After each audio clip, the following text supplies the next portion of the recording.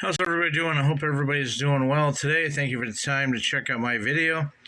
Today we're going to look at the JetStream JTPC1, Juliet Tango Papa Charlie 1, 10-inch power cord for most HF radios. Well, in my case, it's an ICOM 706 Mark II-G, which I need a 6-pin plug. But what I'm disappointed to see is there's no little rubber boot that covers that. So it keeps dust and lint and everything else out of there. I got this online at R&W, I think it's Antenna Farm.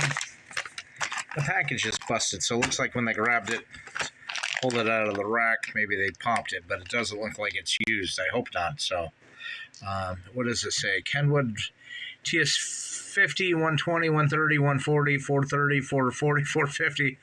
And way down below, ICOM 706 Mark II-G. That's what I need underneath the punched hole.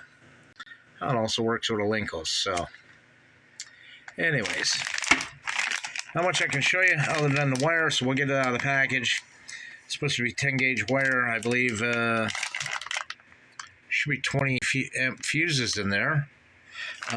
But anyways, I'm gonna contemplate putting my 706 Mark II back in my little Jeep Liberty, and this will be a video about the power cord, and then maybe I'll combine part of this video in with the install. But let's get this out and look at this, because my other power cable's in my Yukon and it's buried, it's wrapped up in wire loom tubing, and I cannot get it out of the Yukon. When I put that in there, I meant it to stay, and it's never coming out unless I hack and bend and break things. So I bought another one. How's everybody doing? I hope everybody's doing well today. Thank you for the time to check out my video. Today we're going to look at the JetStream JTPC1, Juliet Tango Papa Charlie 1, 10-inch power cord for most HF radios. Well, in my case, it's an ICOM 706 Mark II-G, which I need a 6-pin plug. But what I'm disappointed to see is there's no little rubber boot that covers that.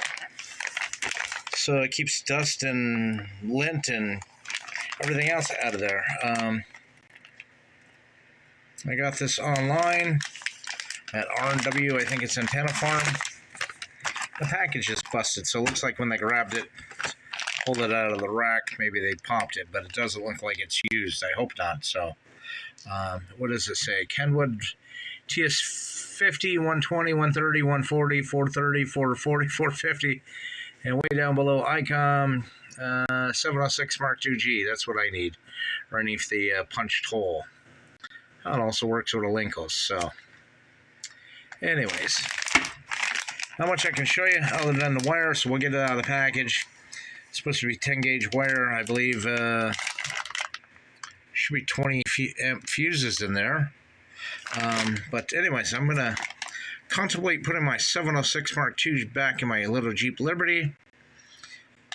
And this will be a video about the power cord, and then maybe I'll combine part of this video in with the install. But let's get this out and look at this, because my other power cable's in my Yukon and it's buried, it's wrapped up in wire loom tubing, and I cannot get it out of the Yukon. When I put that in there, I meant it to stay, and it's never coming out unless I hack and bend and break things. So I bought another one.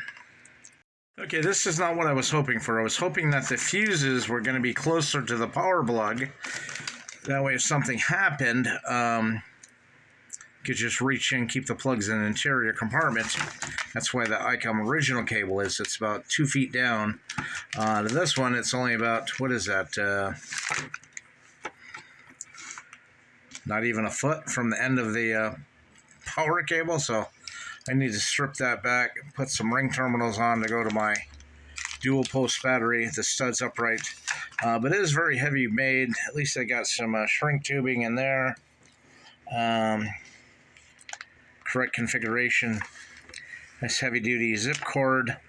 And what can I really show you? Let's open up the fuses and make sure there's extra fuses in there. I didn't get robbed. In here pulling and pulling those tabs apart, saying, why the hell isn't it coming apart? And I look. My room here is a little bit dark, and they got zip ties holding them together. Does that mean they won't stay together without a zip tie? Hope that's not the case. Let me cut those zip ties and let's see if there's a fuse in there. Say never cut towards yourself? Yeah, like an idiot. I'm poking through that zip tie, and oh, it cuts right through, right into my finger. Be right back, folks. We have 20 amp fuses in there. And my finger's bleeding again. They don't call it X-Acto knife or anything. I X-Acto cut myself, but yeah, I really wish those fuses were closer to the power cable end, the plug end, not the end of the wire. That means I gotta secure these, wrap these up somehow. If they're going to be in the engine bay, so moisture and humidity and water don't ingress into them. You know, this one was like $27, and the original ICOM cable was like $39, so I thought I'd save myself some money. So two things I don't like: these things not being closer to the interior of the plug end, and no boot over that. So anyways, I gotta go find a Band-Aid, folks. We'll be right back. Number one, safety. Anyways, that's my quick review of the JetStream Juliet Tango Papa Charlie 1 DC power cable for most HF radios. Not much more I can show you. What can I really show you on a power cable?